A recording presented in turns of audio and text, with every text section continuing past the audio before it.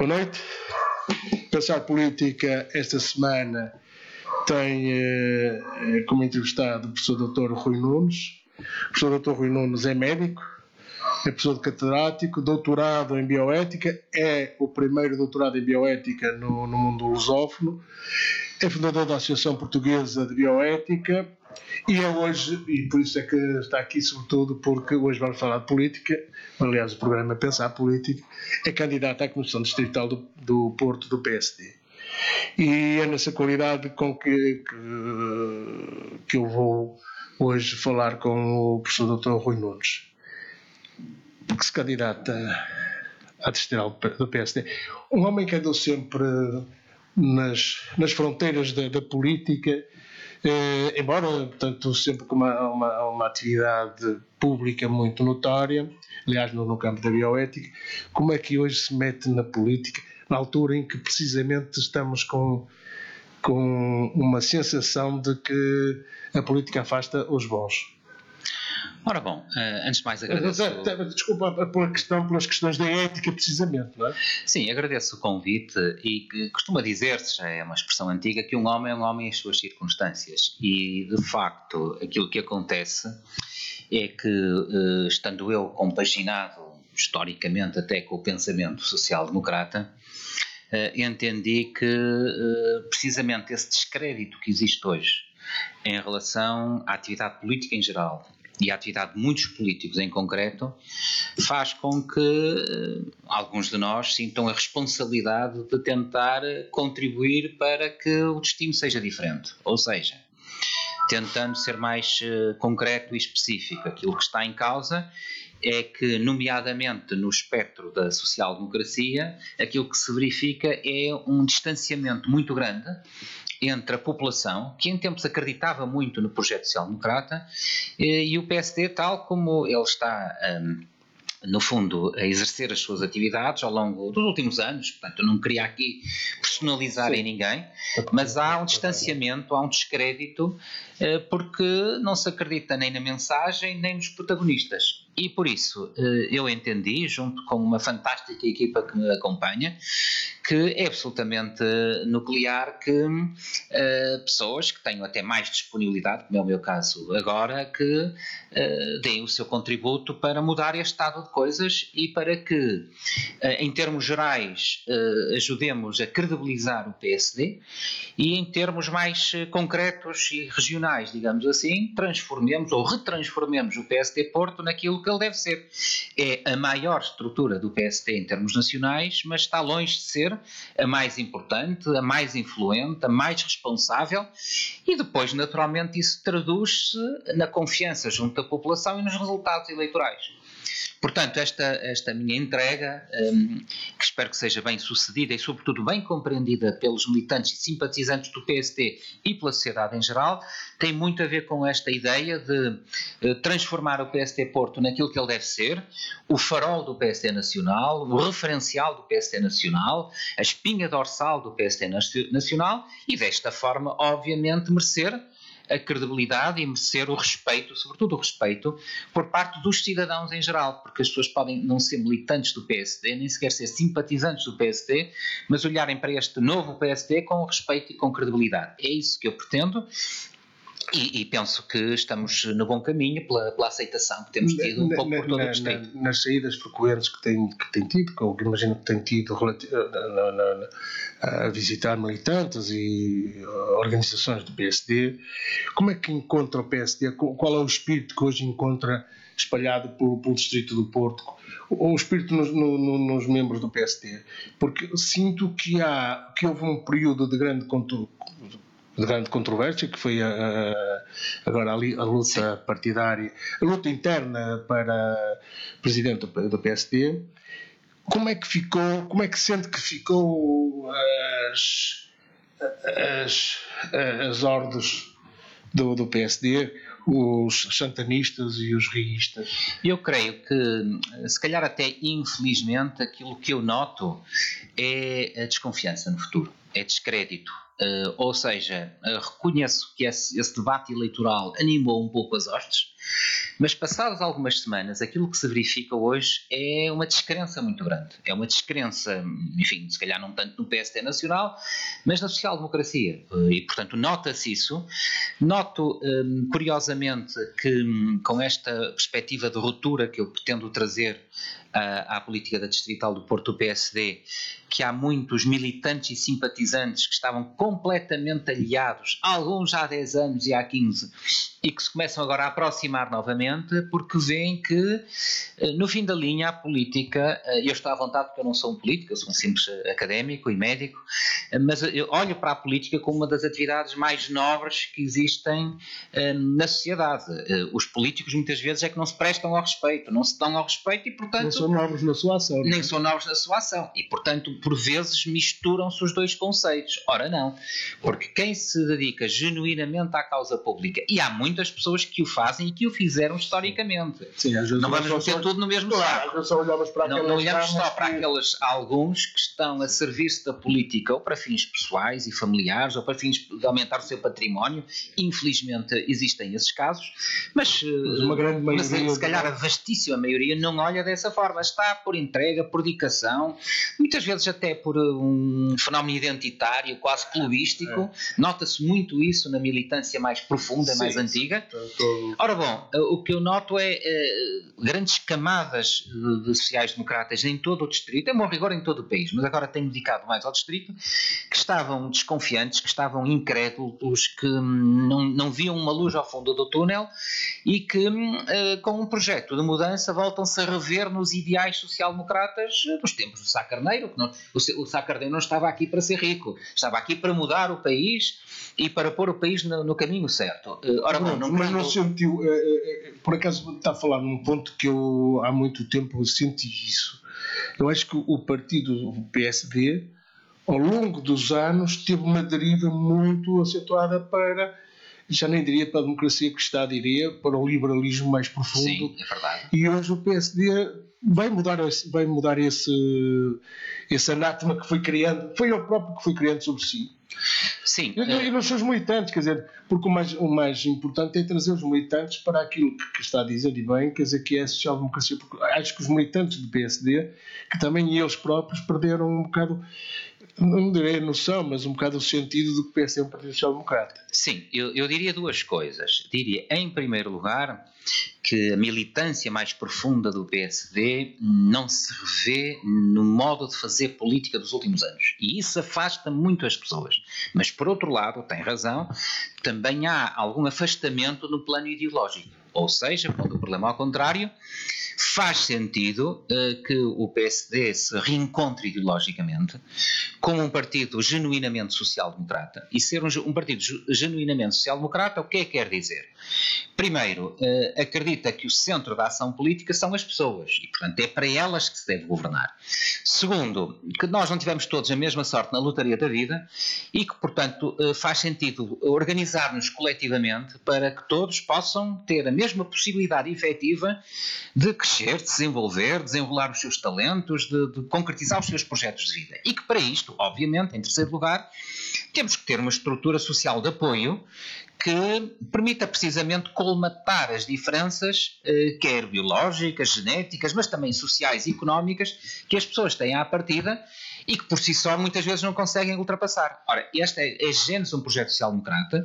Naturalmente isto compreende várias coisas, compreende, por exemplo, a criação e a refundação do Estado Social como um Estado Social moderno e sustentável. Portanto, isto distingue-nos muito dos socialistas, no sentido de que um social-democrata acredita no Estado Social, mas acredita também na necessidade imperativa de implementar reformas estruturais para garantir a viabilidade do sistema económico e social vigente, porque nós não queremos um Estado Social que está sempre deficitário, que não é viável, que não tem sustentabilidade e que no fim da linha se vai autodestruir. Portanto, esta marca reformista eu creio que é absolutamente central. Ora, O que aconteceu nos últimos anos é que se confundiu o reformismo com o liberalismo e, portanto, ser reformista era implementar uma visão neoliberal, no fundo, onde cada um de nós deve ser autossuficiente e que o Estado não deve ser chamado, mesmo em setores centrais da nossa sociedade. Ora bom, eu creio que não é esse o caminho, mas isso também não quer dizer que um projeto genuinamente social-democrata não contemple formas diferentes de concretizar, por exemplo, alguns bens sociais. Exemplificando, no setor da educação ou da saúde, não temos que ter uma visão completamente fechada de que só o Estado, stricto sensu, é que pode, no fundo, produzir determinados bens sociais. Podemos ter abertura à economia social, podemos ter abertura até ao setor privado, desde que haja um esforço de regulação muito forte que permita, no fim da linha, que as pessoas todas tenham as mesmas oportunidades efetivas. Ou seja, para um social-democrata, penso eu, o mais importante é realizarmos estas concretizações e aspirações sociais e civilizacionais e se calhar menos o modo. Por exemplo, não tenho nenhuma visão fechada sobre os modelos de gestão das escolas, das universidades ou dos hospitais. O que é importante é que os valores centrais que nós pretendemos com este tipo de intervenção social se concretizem e que todos tenham acesso efetivo às mesmas posições na sociedade. Ora bom, eu creio que isto é que é a genuína social-democracia, é o que está na base, aliás, do projeto de construção europeia.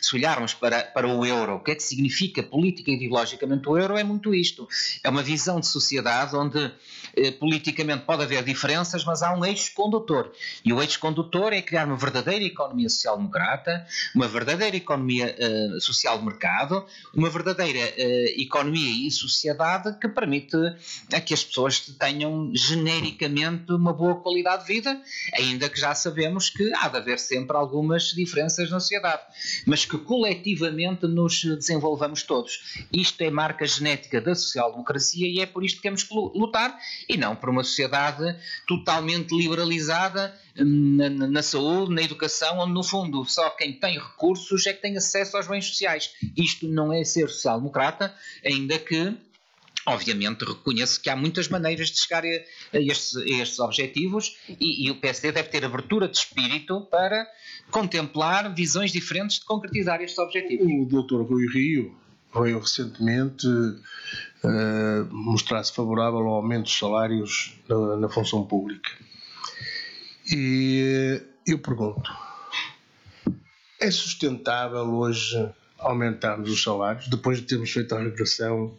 Aliás, quer dizer, a esquerda também o faz, o único que parece que não está a querer fazer, embora mitigando algumas coisas, diz que o faz a PS, ou está no governo, o aumento de salários, o aumento do número de trabalhadores, quer no Serviço Nacional de Saúde, quer nas escolas, quer no Exército, quer nos guardas florestais, e depois pedem investimento porque as condições de trabalho não serão as melhores.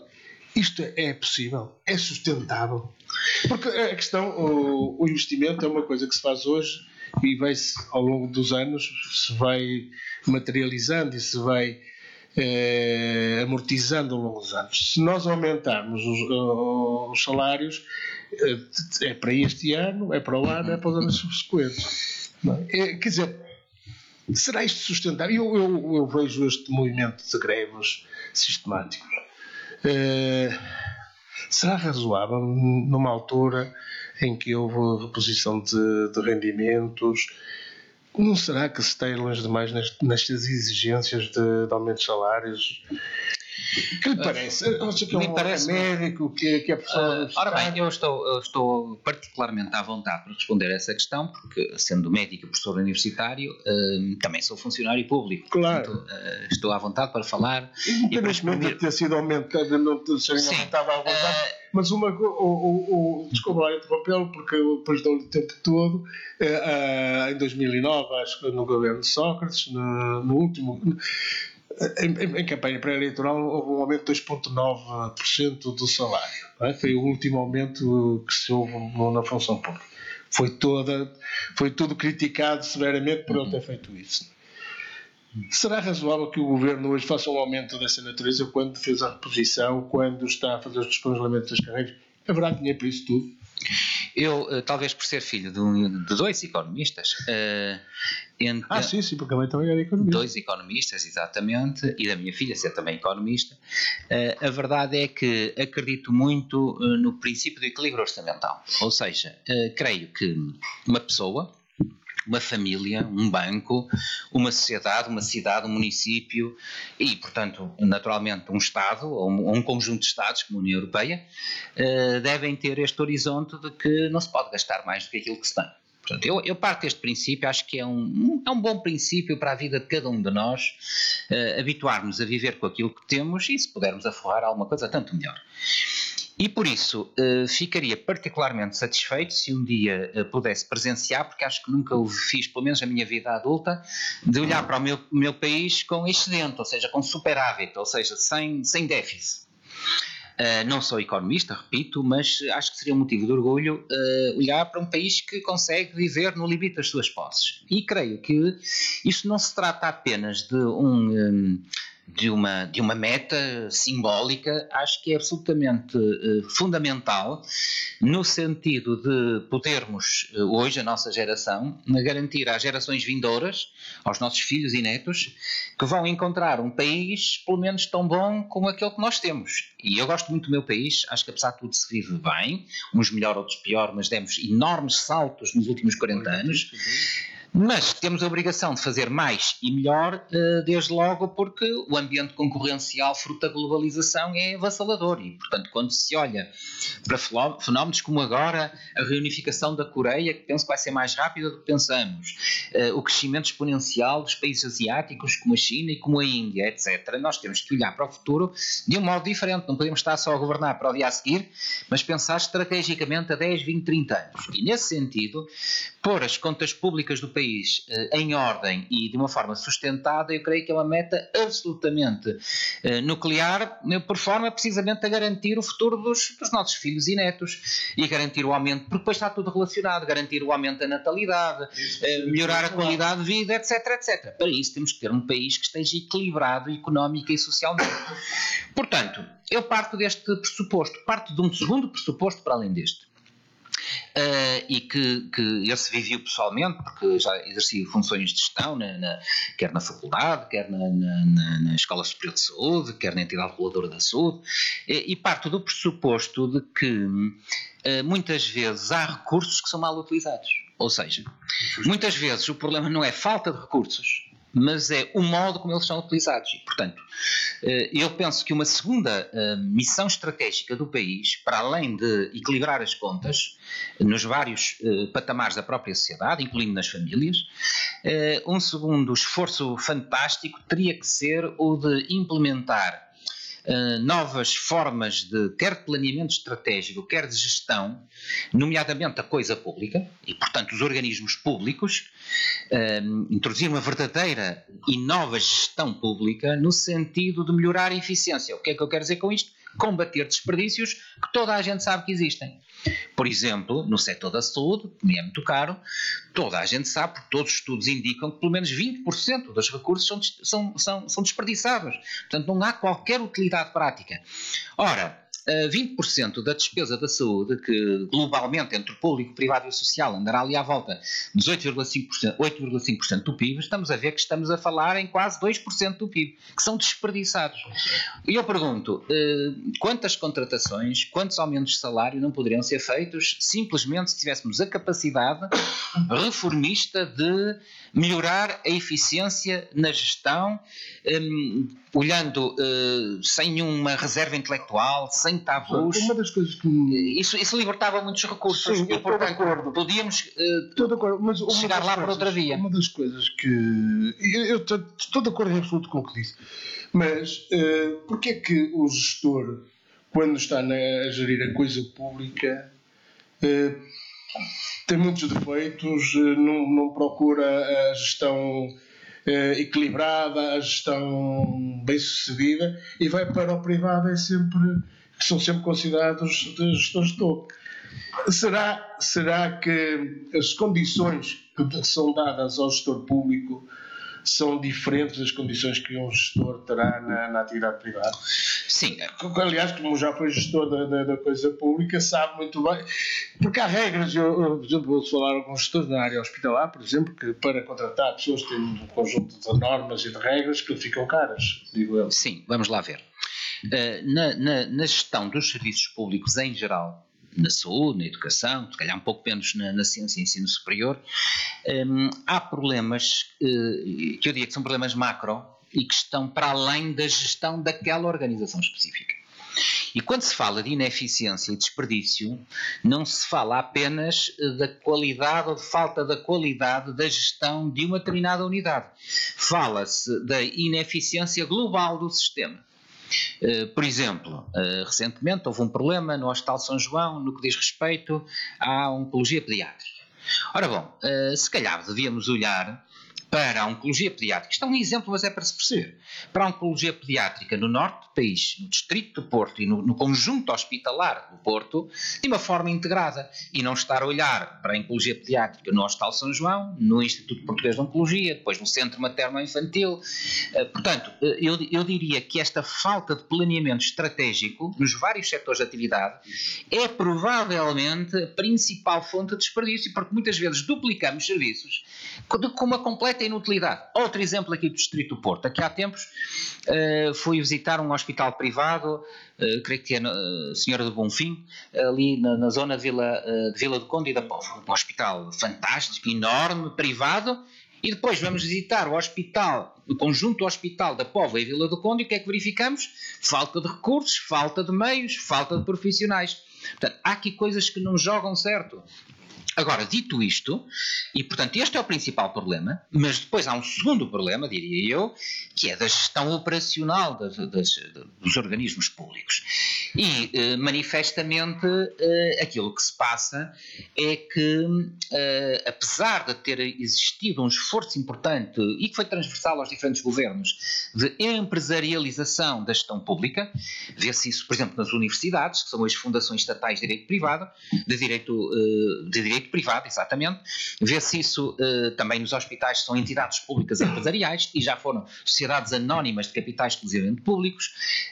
Portanto, apesar disto, a capacidade de gestão, as ferramentas de gestão, a cultura organizativa não é ainda a suficiente para que o nível de desempenho dos gestores possa ser tão adequado no público como no privado. Porque faltam ferramentas, por exemplo, no que diz respeito à contratação de recursos humanos. Há mais ferramentas hoje, através dos contratos individuais de trabalho, mas ainda há muitos profissionais que têm contratos, enfim, vitalícios. Portanto, não é por natureza. E, por outro lado, a natureza dos bens perseguidos também não é idêntica, porque, como se percebe, a escola pública tem que absorver todo o tipo de estudante. Os bons e maus estudantes, os de famílias ricas, de famílias pobres, de qualquer que seja a etnia, etc. As escolas privadas não, fazem seleção e, portanto, podem-se dar ao luxo, se calhar, enfim, com algum grau de injustiça, mas de escolher os estudantes, e se calhar também é por isso que têm muitas vezes melhores resultados. Portanto, eu diria que é preciso, já foram dados enormes passos. Eu quero salientar este aspecto. Estamos muito longe na gestão da coisa pública hoje do que estávamos há 15 ou 20 anos atrás.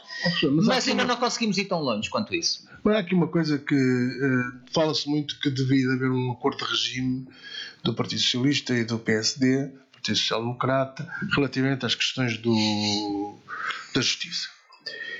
Por que não transportar isso para a área da saúde, onde,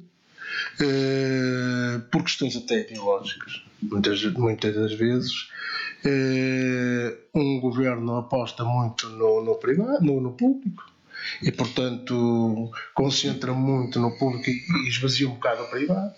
O outro depois vem e quer compensar o privado, e andamos aqui em ter estruturas como o Sr. Bonfim, uma estrutura fabulosa, parada, porque quando foi construído se calhar teria garantias de que poderia funcionar, e quando há um investimento, há uma estrutura pública que não tem condições, não é mínimas, mas não terá condições para fazer a sua função. por que não chegar aqui a um entendimento, a uma visão estratégica, para dizer assim, olha, aquela zona vai ser necessário ter uma estrutura desta envergadura. Se alguém do privado quiser apostar, aposta, e portanto, quer dizer, nós vamos transportar para aquela estrutura privada aquilo que necessitamos relativamente àquela zona, àquela população. Parece-me que falta um bocado esta visão estratégica, quer o PS, quer o PSD, quer digo estes dois porque são os partidos do poder, não é? Normalmente é uma área que depois andamos a criticar sempre o Serviço Nacional de Saúde, que é a maior conquista de sempre do povo português, é o Serviço Nacional de Saúde, e que tem uma qualidade que o povo português não reconhece, mas que mundialmente é reconhecida, não é? Sim, agradeço esse inciso, porque é verdade. Os portugueses, por via de regra, não têm um nível de autoestima muito elevado, mas podem orgulhar-se do seu Serviço Nacional de Saúde, porque de facto, nos últimos rankings, e já por 2 anos consecutivos, que ultrapassamos, por exemplo, o Serviço Nacional de Saúde britânico, que é uma referência mundial, e até o espanhol. Portanto, isto para dizer que devemos orgulhar-nos. Isto não quer dizer resignar-nos, nomeadamente com falhas evidentes. E, portanto, eu parto do pressuposto que é sempre possível fazer melhor. E quando não nos esforçamos por fazer melhor, acabamos por fazer pior. Por conseguinte, eu diria que há realmente essa necessidade de um pacto de regime.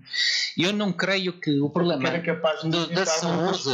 no desperdício, digo eu. Sim, eu creio que o problema do setor da saúde, como outros setores, mas agora concretamente a saúde que falou, penso que historicamente, como havia uma cultura adversativa entre poder e oposição, não havia a cultura dos pactos de regime.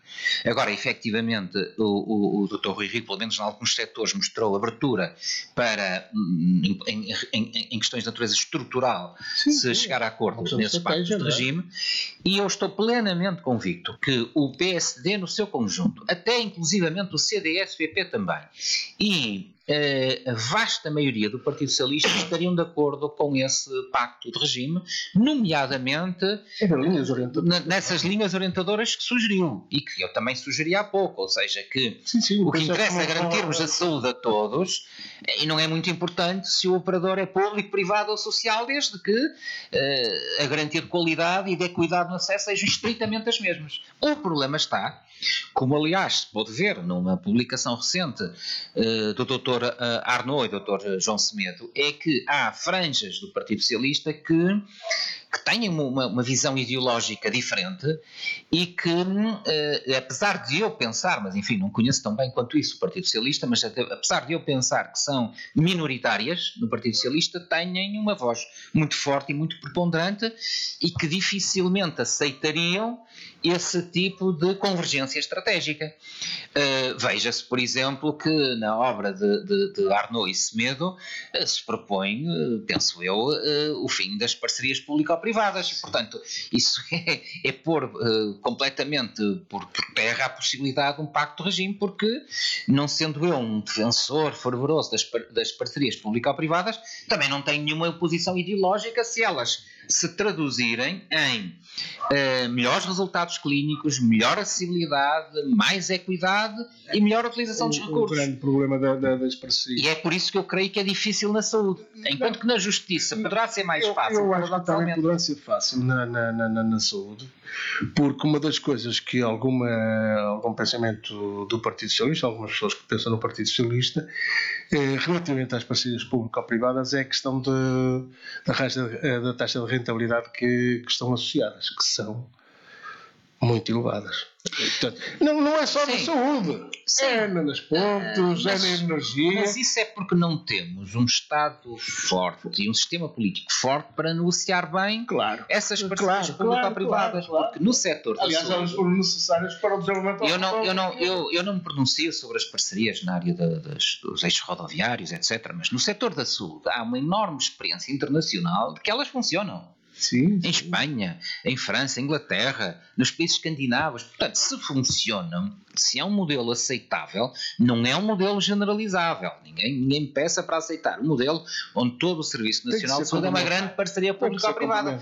Agora, haver um Serviço Nacional de Saúde e um Sistema Nacional de Saúde com tensão interna, com concorrência, onde os operadores têm que mostrar o que valem, eu creio que é um fator de otimização fantástico e que deu provas lá fora. Portanto, não temos que inventar a roda. O grande problema é, aliás, a própria esquerda, por aquilo que eu percebo ou tento perceber no Bloco de Esquerda, no Partido Comunista, nem tanto, que eles não têm assim uma opinião muito que eu compreendo muito bem relativamente. São contra. Não tem. Mas sei que o que me leva a entender de algum pensamento de esquerda, nomeadamente até do Bloco de Esquerda, é de facto a taxa de rentabilidade que está associada ser muito elevada. Eles falavam na ordem dos 14%.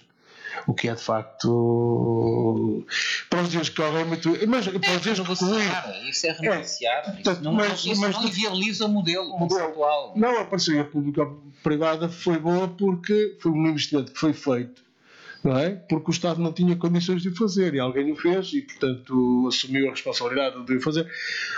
Foi o Estado a assegurar taxas de rentabilidade tão elevadas. Mas não o devia fazer. Não devia fazer, não é? Isso não devia fazer. Mas não é porque se comete um erro que se mata. Pois, com certeza que não, porque elas funcionam lá fora. Bem, relativamente à saúde, nós temos de facto um processo que está a decorrer relativamente à DSE. E há hoje uma negociação muito intensa relativamente à relação da ADSE com o setor privado, que queiramos quer não, é o grande alimentador, digamos, do investimento privado na área da saúde. E hoje há uma guerrilha por causa dos preços que são a ser praticados. De facto, os preços da ADSE eram muito baixos, eram muito altos para o médico, e hoje eles estão a rever esses valores. Será possível, e portanto, algum pensamento de esquerda está a pensar que a ADSE devia ser integrada, devia ser no Serviço Nacional de Segurança Social e daí também vir para o Serviço Nacional de Saúde. Será que o Serviço Nacional de Saúde tem capacidade para absorver os doentes da ADSE? Ora bom, é uma excelente questão e já hoje com todas aquelas dificuldades que a Serviço Nacional de Saúde... Eu permitia-me enquadrar um pouco a questão da ADSE. A ADSE, como é sabido, no fundo é um seguro público obrigatório dos funcionários públicos. Para o qual contribuem com uma taxa muito elevada. Não? Exatamente. E que existe previamente ao Serviço Nacional de Saúde. E, portanto, se me perguntam, nos anos 70, depois da Revolução, quando o Dr. António Arnaud propõe a criação do Serviço Nacional de Saúde, se nessa ocasião tivesse existido a clarividência de fundir os dois sistemas, eu provavelmente diria sim, porque na altura se calhar faria algum sentido nos anos 70 fundir a ADSE com o Serviço Nacional de Saúde e criar um grande sistema público que entretanto se desenvolveria em conjugação. Hoje reconheço que é mais difícil. E porquê é que é mais difícil? Por razões muito diversas. Em primeiro lugar, como disse muito bem, é bom que quem nos está a ouvir que tenha a perfeita consciência de que a ADSE é completamente suportada pelo esforço dos funcionários públicos, que descontam 3,5% do seu salário e que o contribuinte português não contribui atualmente nem com 1 cêntimo para a ADSE. Não contribui. Não. Organizei uma conferência sobre a ADSE, onde veio precisamente o Presidente do Conselho de Supervisão, isto há umas semanas atrás, que nos expôs os números todos da ADSE, e a ADSE não apenas teve superávit, portanto, no último exercício, como é integralmente financiada pelo dinheiro dos funcionários públicos, que descontam 3,5%. Nenhuma parcela que as empresas descontavam para efeitos mais de medicina do trabalho que outra coisa, até essa foi extinta. Portanto, esta é uma primeira nota. A ADSE neste momento é sustentável. Agora, é sustentável porquê? Porque precisamente ao longo dos anos as contribuições dos funcionários públicos foram aumentando e estão agora estabilizadas nos 3,5%.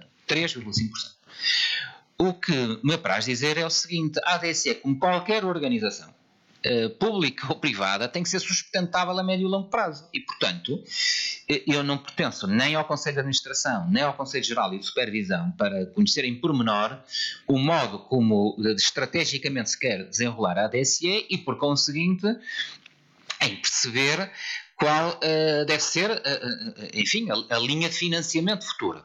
Mas aquilo que me dá a perceber é que, efetivamente, para garantir a viabilidade futura da ADSE, até porque é preciso ter em consideração que a ADSE, vivendo do esforço dos funcionários públicos, mas também cobrindo os seus descendentes e cumprindo também os aposentados, tem que se confrontar com o problema da demografia e do envelhecimento da população. E, portanto, olhando a longo prazo, médio e longo prazo, faz sentido que a ADSE e o seu Conselho de Administração e o Conselho de Supervisão tomem todas as medidas para garantir este subsistema que, por um lado, é mais uma garantia para os funcionários públicos. Por outro lado, tem razão. Se neste momento houvesse no fundo, uma transferência absoluta dos doentes da ADSE para o Serviço Nacional de Saúde, ele provavelmente entrava em colapso instantâneo. É que nem sequer era dentro de algumas semanas. E em terceiro lugar,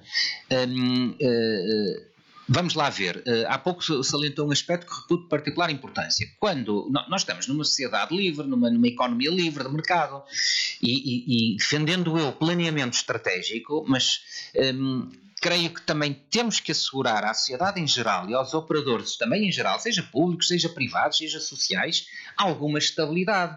E, portanto, também não se pode pedir ou esperar que um investidor invista umas dezenas de milhões num hospital contando com um determinado financiamento, nomeadamente também através da ADSE, e depois de um dia para o outro se diga isto acabou.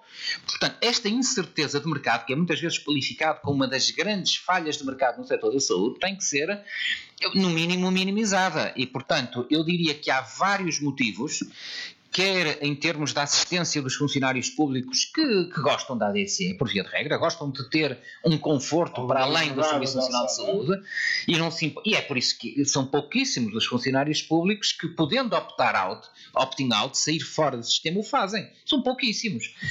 E não saem porquê? Porque dizem, bom, eu não me importo descontar 3,5%, porque sei que, apesar de tudo, é um bom subsistema de saúde. E que me permite ir, muitas vezes, algum operador privado com melhores condições de hotelaria, eventualmente até, não digo que tenha melhor qualidade, mas pelo menos melhor aparente qualidade, pelo menos esta possibilidade de escolha, e eu creio que está muito no subconsciente dos funcionários públicos, e portanto, é por isso que eles não querem abrir mão da ADSE, e a ADSE, repito, cumpre outras funções da sociedade, como dizia bem, de algum modo é o sustentáculo de um setor privado e até social da saúde. E, portanto, hoje pôr em causa isso não é uma questão ideológica de público versus privado, é que todo o sistema entrava em convulsão. Temos que ter esta noção. A estabilidade do sistema, não é? A estabilidade do sistema ficava logo abalada, não é? Uma das melhores. É como no sistema financeiro, não é? No sistema financeiro é a mesma coisa. O que nos tem atribuído até pelos investidores internacionais é que nós, apesar de tudo, temos alguma estabilidade. Com certeza. Havendo aquelas guerrilhas normais, mas temos uma boa estabilidade de diversa ordem laboral, portanto, das próprias estruturas do Estado.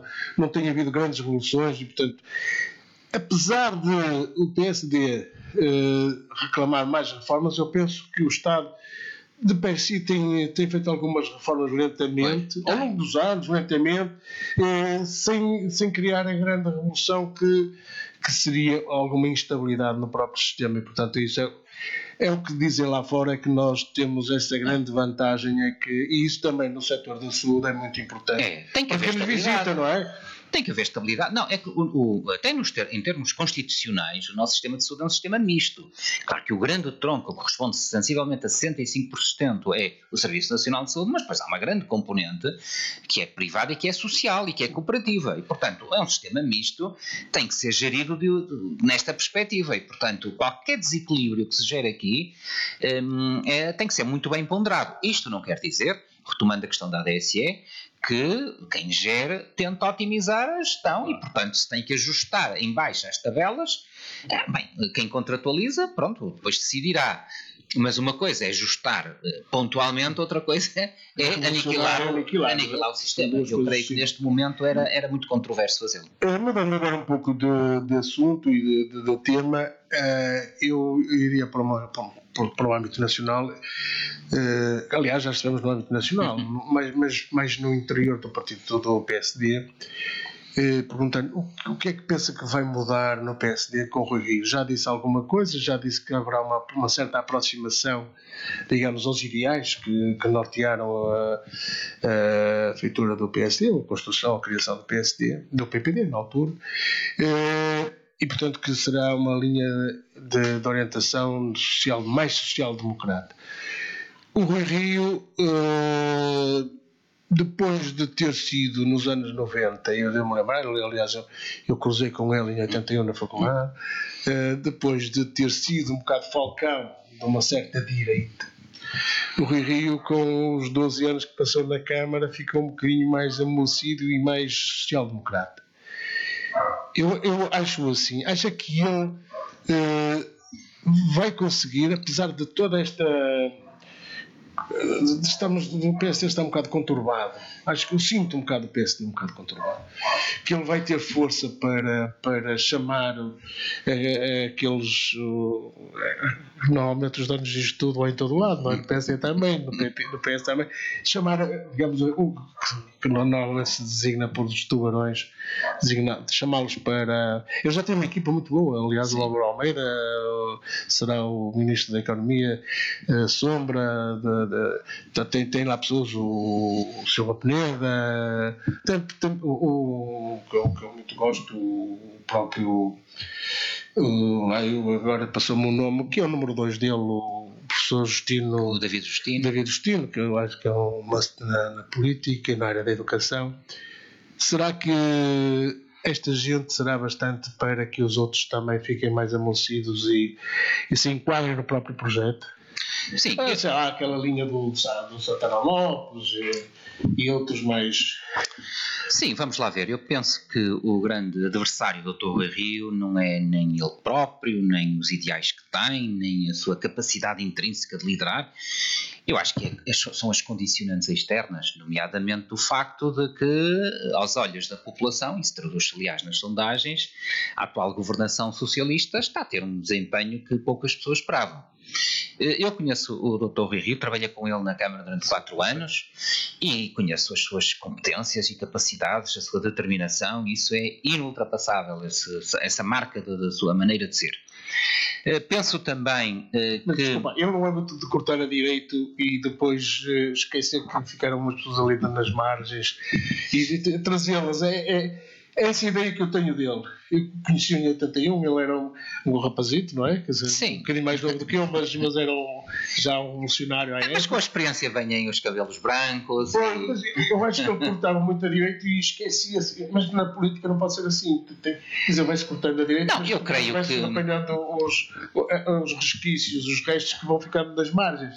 Digo eu não... Ninguém pode agradar a todos, não é? Não tinha idade na altura para conhecer o Dr. Rui Rio quando era estudante, mas a ideia que eu formei, portanto, é uma opinião muito pessoal sobre a sua maneira de ser social-democrata, tem muito a ver com a realidade do município do Porto, onde ele, como qualquer um de nós que vive no Porto, percebe que há desigualdades gritantes. Há uma zona muito desenvolvida, económica, socialmente, etc., mas depois há zonas, nomeadamente nos bairros sociais, muito deprimidas socialmente.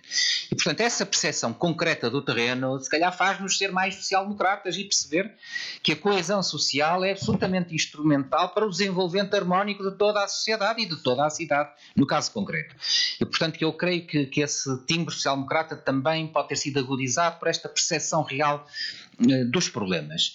Como eu dizia há pouco, eu acho que com os anos e com a experiência, com os cabelos brancos, vem algum temperamento mais moderado e quero crer que o Dr. Rui Rio vai saber unir todos à sua volta. E eu creio que curiosamente, depois de algumas semanas iniciais, enfim, que são sempre de ajustamento e de adaptação, eu acho que ele está a conseguir isso. Aliás, é muito curioso que agora, quando vemos as suas deslocações aqui no Distrito do Porto, está sempre rodeado por alguns dos seus adversários, portanto, enfim, apoiantes do Dr. Santana Lopes há algumas semanas atrás. Por conseguinte, eu diria que há esse esforço, há a noção de que no dia a seguir as pessoas têm que estar unidas, há um momento para debate, há um momento para competição, mas depois há um momento para unir, e que sem essa unidade dificilmente iremos a bom porto. E, portanto, eu quero crer que isso vai acontecer. O país precisa de um PSD forte,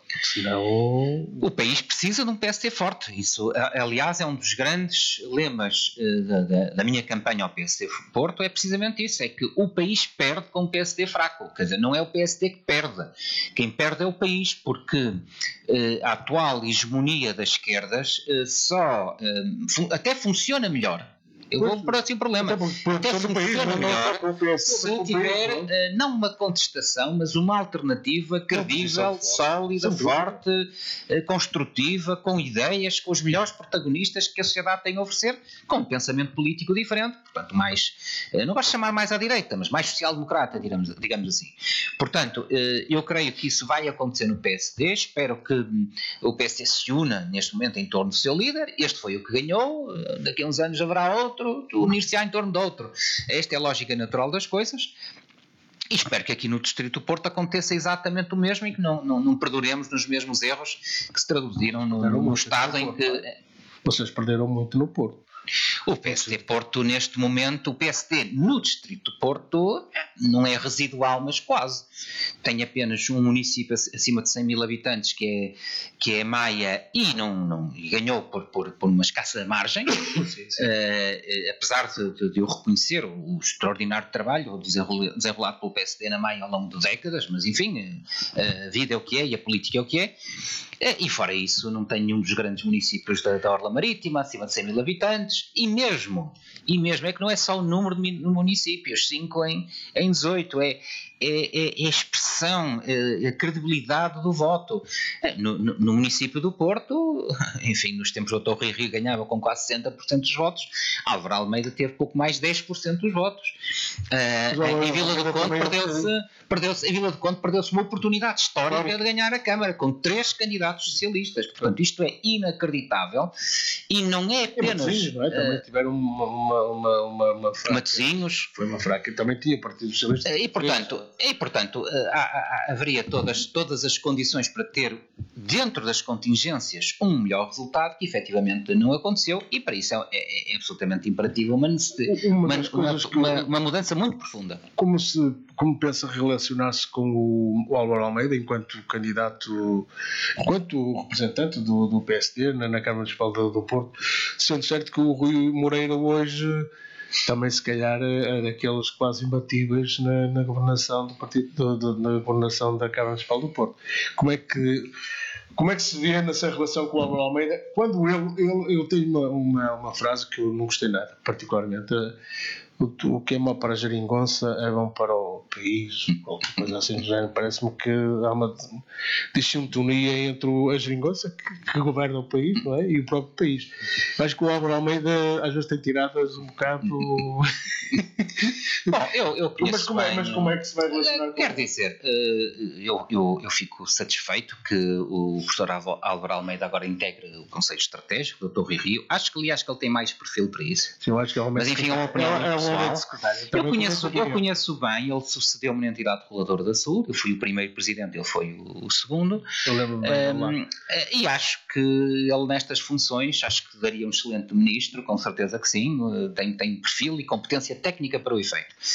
E a minha relação pessoal com ele é muito boa, não sei quais são os seus objetivos, mas imagino que ele tenha outros voos para além de continuar como vereador da oposição na Câmara, nomeadamente com esta porta que foi aberta pelo Dr. Rui Rio. Mas eu, quando faço esta pergunta, faço no sentido de que deve haver uma certa ligação entre o poder político, que claro, é qual, e tencionamos que se ele continuar, não é? com certeza, Porque... e se eu ganhar a distrital, tenciono, porque é a minha maneira de ser, eu parto do pressuposto que há um momento para a ruptura e outro para a unidade. Acho que o Almeida se sente um bocado perdido lá no meio daquilo tudo. Não, digo eu.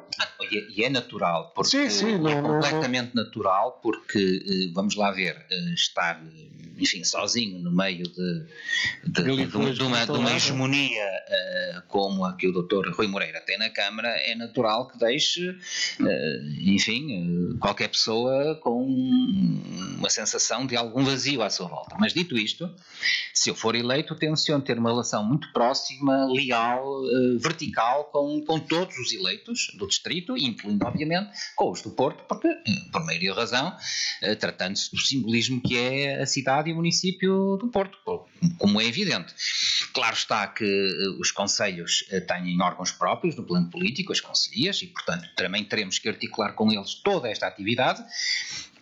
E aquilo que eu não gostaria de ver é aquelas desuniões que muitas vezes acontecem nestas circunstâncias, vereadores para um lado, comissões políticas para outros, distritais ainda para outro.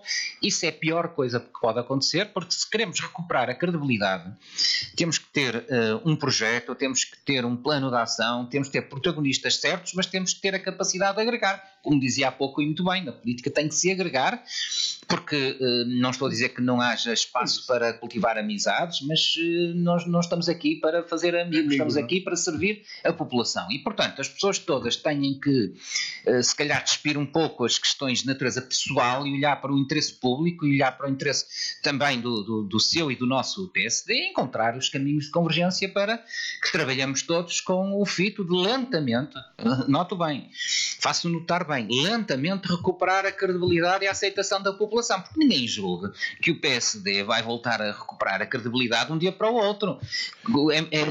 Perder é muito fácil, conquistar é muito difícil.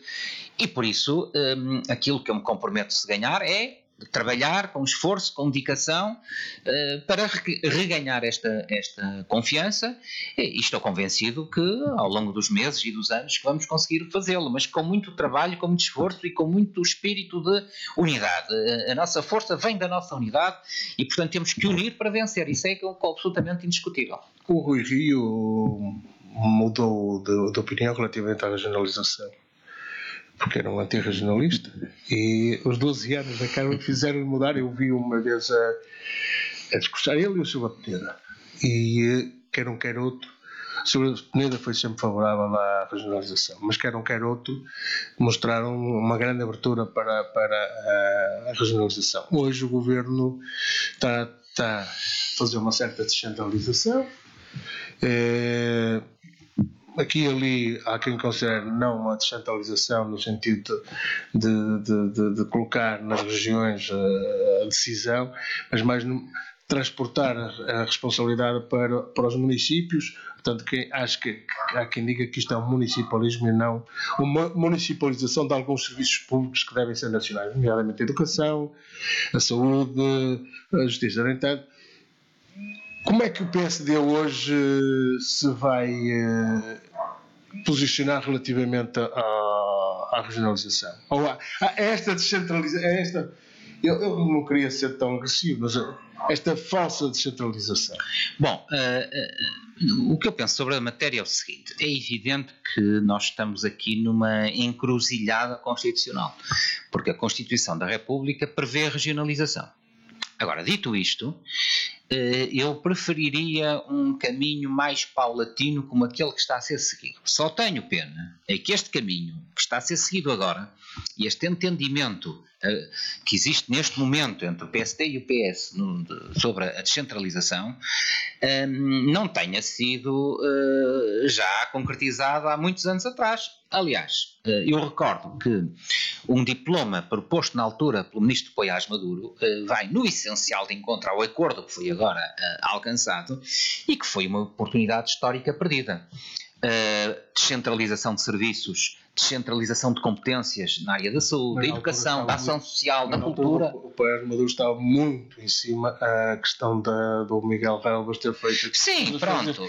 E queria admito que sim, mas se tivesse oportunidade aproveitado, isso é tudo verdade, mas se tivéssemos como país, como nação, aproveitado essa descentralização muito pela via da municipalização, é verdade, e se tivéssemos agora boas experiências e bons resultados, já tínhamos dado passos e tornávamos mais fácil pensar numa regionalização com outros moldes. Portanto, eu reconheço que passarmos do 8 para o 80, de um país centralístico, totalmente centralizado em Lisboa, para uma regionalização político-administrativa com regiões, com governos autónomos, também pode ser um salto do qual nos venhamos a arrepender. Portanto, eu gostaria de uma caminhada mais progressiva. Acredito piamente que os municípios tenham condições, se naturalmente os envelopes financeiros forem os adequados, para assimilar determinadas competências. Na cultura, por exemplo, não se percebe porque é que o património é gerido quase que exclusivamente pelos municípios, mesmo na educação, porque não, mesmo nos cuidados de saúde primários, não digo os hospitais, mas se calhar os cuidados de saúde primários, em grande parte da ação social. Porquê não experimentar isso transversalmente no país, ver os resultados, ver se o desempenho é melhor em termos de equidade no acesso, em termos de gestão dos recursos, e depois, se o modelo funcionar, depois avançar progressivamente para outras formas mais profundas de regionalização. Eu passar do 8 para o 80 nesta fase acharia que se calhar não compensa o risco, mas repito, a Constituição assim o obriga, portanto mais cedo ou mais tarde, quer queiramos quer não, ou mudam a Constituição ou vão ter que implementar alguma forma de regionalização. Eu acredito que... De 98. Sim, pronto, mas esse tempo passou e eu creio que devemos ir por passos. E que quando acreditamos em alguma coisa, as coisas acabam por se concretizar. Por exemplo, uma causa a que eu me tenho dedicado ultimamente, que é a implementação de políticas de igualdade de género. No que diz respeito ao acesso aos titulares de cargos públicos e políticos, a lei tem vindo a ser alterada. Primeiro para os 33%, agora está nos 40%, amanhã haverá de estar nos 50%, e quando houver uma equalização social do género, se calhar não vamos precisar de cotas para nada. Portanto, muitas vezes são pequenos passos que mais cedo ou mais tarde se transformam em grandes conquistas. O pequeno passo do homem o grande passo para a humanidade. Para a humanidade. É exatamente essa lógica, e eu penso que se houver uma boa municipalização, acho que é um grande passo para a nossa sociedade, porque aquilo em que eu não acredito é a descentralização e a regionalização sem nenhum tipo de responsabilidade política. Eu nisso não acredito. Meros funcionários públicos aqui e ali a gerir as regiões, isso eu francamente não acredito. Prefiro a municipalização do que uma regionalização sem responsabilidade política direta. Não, teria que passar necessariamente por aí, não é? Pois. Transformar-se os CDRs em governos autónomos, não é? E eles já estão no terreno. Pois, mas depois podia ser por nomeação indireta e quando há essa desresponsabilização nunca funciona bem. Ora bem, nosso tempo está a chegar ao fim. Eu dar-lhe a palavra para abordar um tema à sua escolha. O que é que quisesse falar? Pode ser até alguma notícia. Eu gostava de falar aqui de Gondomar. Estamos na Rádio Gondomar e penso que, apesar de ser um concelho fantástico, com gente absolutamente fantástica. Aliás, a minha mulher morou aqui muitos anos e, portanto, eu conheço bem. Onde tenho alguns apoiantes, que eu sei. Sim, onde tenho alguns, felizmente muitos apoiantes, mas creio que se eu chegar à direção do PSD, tentarei contribuir proativamente e positivamente para melhorar, sobretudo, aquilo que preocupa um social-democrata, que são as condições básicas da existência e da nossa qualidade de vida. Por exemplo, o tratamento dos lixos, que sei que há abundantes queixas nessa matéria, tratamento em algumas freguesias no que diz respeito a coisas como o saneamento, o saneamento básico ainda não chega, ou que é deficiente de qualidade, questões que, enfim, as classes mais elevadas não notam, mas que todas as outras pessoas notam, como por exemplo a mobilidade e transportes. Há inúmeras queixas para chegar dentro de Gondomar, de uns sítios aos outros. Até me reportam casos que eu nem quero acreditar, que por vezes vão ao Porto para vir para Gondomar, vão à Praça 24 de Agosto para regressar a Gondomar.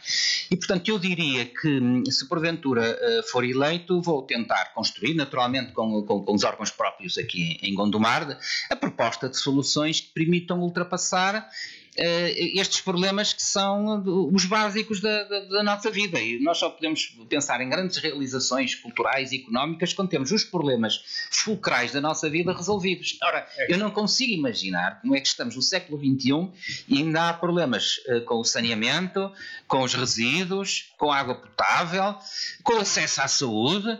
Sei que se piorou muito na saúde porque a população de Gondomar tradicionalmente ia para o Hospital São João, agora vai para o Hospital Santo António e portanto é muito mais distante.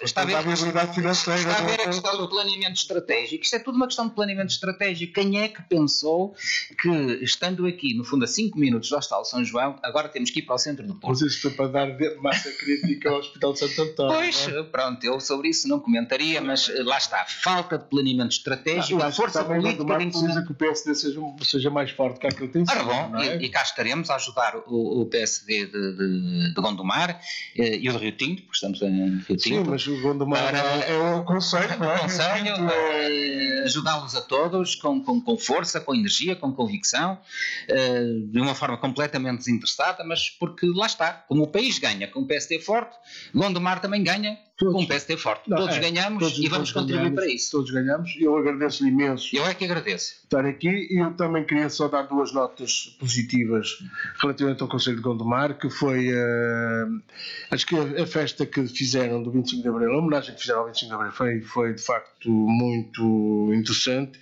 e a Junta de Freguesia de Rio Tinto, que de facto é uma coisa rara, foi lembrar-se que existia o 1º de Maio. Normalmente as autarquias esquecem-se que é o 1º de Maio e isso é de facto salutar, dizer que a Junta de Freguesia de Rio Tinto teve essa simpatia para com os trabalhadores. Se me permite, eu estive no 1º de Maio em Figueiró dos Vinhos, junto precisamente dos trabalhadores, e onde pude presenciar várias coisas. A primeira é que realmente há um desequilíbrio muito grande demográfico entre o interior e o litoral do país. E em segundo lugar que o povo português é um povo solidário e está completamente unido em torno das desgraças que foram aqueles incêndios no interior do país. Muito obrigado. Foi um prazer enorme tê-lo aqui. Até uma próxima. Muito boa noite.